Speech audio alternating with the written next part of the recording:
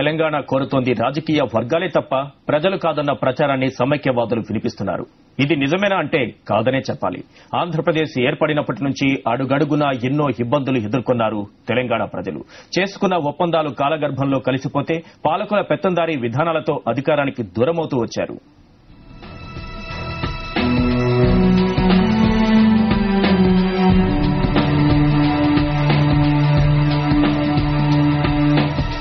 ఆంధ్రప్రదేశ్ రాష్ట్రం 2 ప్రాంతాలు మనస్ఫూర్తిగా అంగీకరించడంతో ఏర్పాటు కాలేదు.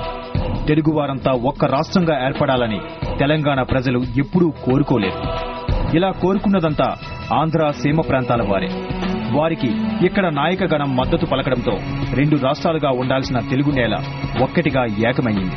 కానీ స్వాతంత్ర్యం వచ్చిన తరువాత దేశంలో భాషా ప్రయుక్త రాష్ట్రాలుగా ఏర్పాటు చేయడానికి అప్పటి ప్రధాని జవహర్లాల్ నెహ్రూ ఏర్పాటు చేసిన మొదటి స్టేట్ రీ ఆర్గనైజేషన్ కమిటీ ఆంధ్ర, హైదరాబాద్లు కలిసి ఒకే రాష్ట్రంగా ఏర్పడటానికి అంగీకరించలేదు. 1961 జనరల్ ఎలక్షన్స్ లో వచ్చే ఫలితాలను బట్టి నిర్ణయం తీసుకోవాలని కేంద్ర ప్రభుత్వానికి ఈ ఫజల్ అలీ కమిషన్ సూచించింది. నాయకుల ఉత్సాహం ముందు కమిషన్ సిఫార్సులు ఆవిరైపోయాయి. 1956 నవంబర్ 1న ఆంధ్ర, హైదరాబాద్ రాష్ట్రాలు కలిసి ఆంధ్రప్రదేశ్ అవతరించింది. అయితే ఆంధ్రాతో పోల్చితే తెలంగాణ ప్రాంతం అభివృద్ధిలో వెనకబడి ఉండడంతో ఓ ప్రత్యేక ఒప్పందాన్ని చేసుకున్నారు. అదే పెద్ద మనుషుల ఒప్పందం. తెలంగాణ ప్రాంతాన్ని అభివృద్ధి చేయడం కోసం ఎన్నో రూల్స్ ఇందులో పొందుపరిచారు. కానీ అమలు చేయడం మర్చిపోయారు.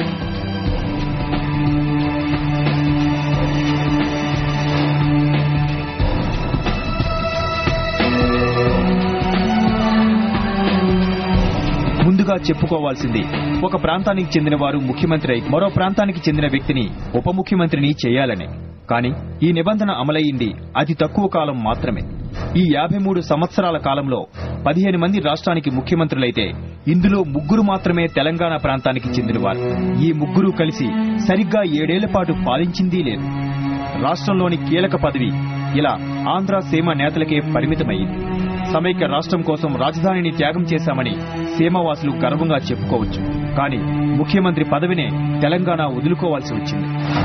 ఈ ఇండియన్ కాంట్రాక్ట్ యాక్ట్ ప్రకారము ఒప్పందంలో ఏ ఒక్క షరతును ఉల్లంఘించినా కూడా ఆ ఒప్పందం చెల్లదు.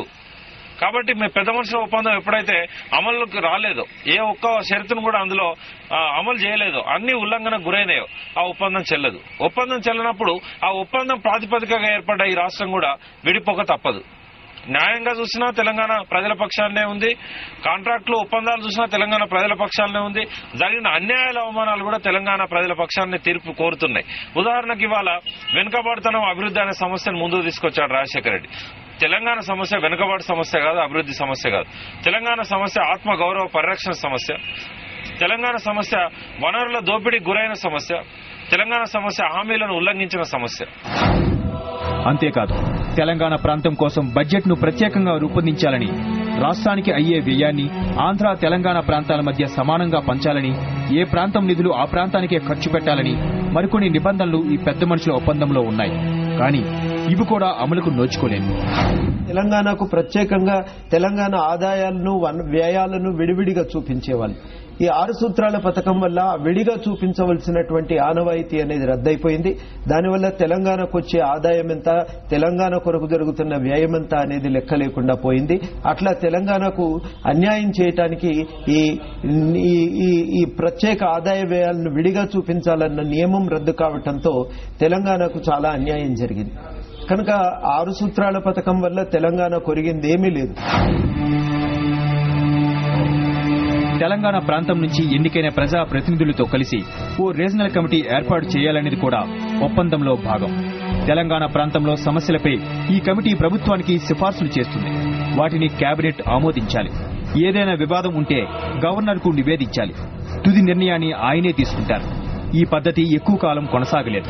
ఇలా ఏ రకంగా చూసినా పెద్ద మనుషుల ఒప్పందంతో తెలంగాణకు ఒరిగిందేమీ లేదు. వెనుకబడతనం అన్ని మండలాల్లో ఉంది కాబట్టి తెలంగాణలో కూడా ఉంది అని ఇట్లా దీన్ని పక్కదారి పట్టించే మాటలు ఆంధ్ర నాయకులు ఇవాళ మాట్లాడుతున్నారు. బట్ తెలంగాణ ప్రజలు కోరుతున్నది ఏంటంటే మాకు ఆత్మగౌరవం ఉంది, మమ్మల్ని మేము పరిపాలించుకోగలుగుతాం, స్వయం పాలన కావాలి, మాకు మా వనరులు మాకు ఉపయోగపడాలి, మా భూమి మాకు కావాలి, మా నీళ్లు మాకు కావాలి. ఇవన్నీ మీరు పెద్ద మనుషుల ఒప్పందాలు హామీలు ఇచ్చి ఏది కూడా మీరు అమలు జరపలేదు. ఆనాడు పెద్ద మనుషుల ఒప్పందాన్ని ఉల్లంఘించారు. తర్వాత వచ్చిన రీజనల్ కమిటీలు రద్దు చేశారు, రీజనల్ బోర్డులు రద్దు చేశారు, 6 పాయింట్ ఫార్ములాను రద్దు చేశారు, దాన్ని అమల్లో లేకుండా చేశారు, ప్రెసిడెన్షియల్ ఆర్డర్ ను తుంగలో దొక్కారు, సుప్రీంకోర్టు ఇచ్చిన తీర్పులను తుంగలో దొక్కారు, 610 జియోను అమలు జరపలేదు, మీరు ఇచ్చిన ఏ హామీలు కూడా అమలు జరపలేదు. ఇంత ఉద్యమం నడుస్తుంటే జేఎన్టీయూలో రిక్రూట్మెంట్లు చేస్తారు, ఒక్కరిని కూడా తెలంగాణలోని ఇంటర్వ్యూకి సెలెక్ట్ చేయరు. ఇవాళ పోయి ఆపడం జరిగింది. అంటే ఈ రకంగా ప్రతిరోజు అవమానాలకు గురవుతూ, అన్యాయాలకు గురవుతూ, మా వనరులు అన్ని ఉండి కూడా ఏమీ లేని వాళ్ళమైనా తెలంగాణ ప్రజలు. ఇన్ని అవమానాలు మేము ఎందుకు భరించాలి? మాకు చేతనైతే మమ్మల్ని మేము పరిపాలించుకోగలుగుతాం. ఇవాళ మేము తెలంగాణ కోసము 1000 కారణాలు చూపెడతాం ఎందుకు తెలంగాణ కావాలని. 1969లో తెలంగాణ ఉద్యమం తర్వాత అమలు చేస్తామన్న 6 సూత్రాల పథకం కూడా తెలంగాణలో మార్పులను తీసుకురాలేదు. ఒక్క సెంట్రల్ యూనివర్సిటీ హైదరాబాద్ లో ఏర్పడిన దీనివల్ల ఇక్కడి ప్రాంతానికి జరిగిన మేలు ఇతర ప్రాంతాలతో పోల్చితే ఎక్కువేమీ కాదు. తెలంగాణ విద్యార్థుల కన్నా ఆంధ్ర విద్యార్థులకే ఇందులో సీట్లు ఎక్కువగా దక్కుతున్నాయి. హైదరాబాద్ను అభివృద్ధి చేయడానికి చర్యలు తీసుకుంటామన్నారు. ఈ ప్రాంతవాసులకు విద్యావకాశాలను పెంపొందించడానికి సెంట్రల్ యూనివర్సిటీ పెడతామన్నారు. కానీ ఆ తర్వాత జరిగిన హైదరాబాద్ అభివృద్ధి అనేటువంటిది బయట నుంచి వచ్చిన వలస పాలకులు ఉపయోగించుకోగలిగారు తప్ప అది తెలంగాణ ప్రజలకు ఉపయోగపడలేకపోయింది. అదేవిధంగా సెంట్రల్ యూనివర్సిటీ కూడా తెలంగాణ ప్రాంతంలో విద్యావకాశాలను పెంచడానికి ఏ రకంగా కూడా అది తోడ్పడలేకపోయింది. ఉద్యోగాల్లోనూ స్థానికులకే ప్రాధాన్యం ఇవ్వాలన్న నిబంధనను కూడా ఈ పాలకులు తొంగలో తొక్కారు. ఈ నిబంధనలను అమల్లోకి తీసుకురావడానికి 1985లో విడుదల చేసిన జీవోనే ఎంతవరకు అమలు కాలేదంటే తెలంగాణపై పాలకులకున్న ప్రేమ ఏపాటిదో అర్థం చేసుకోవచ్చు.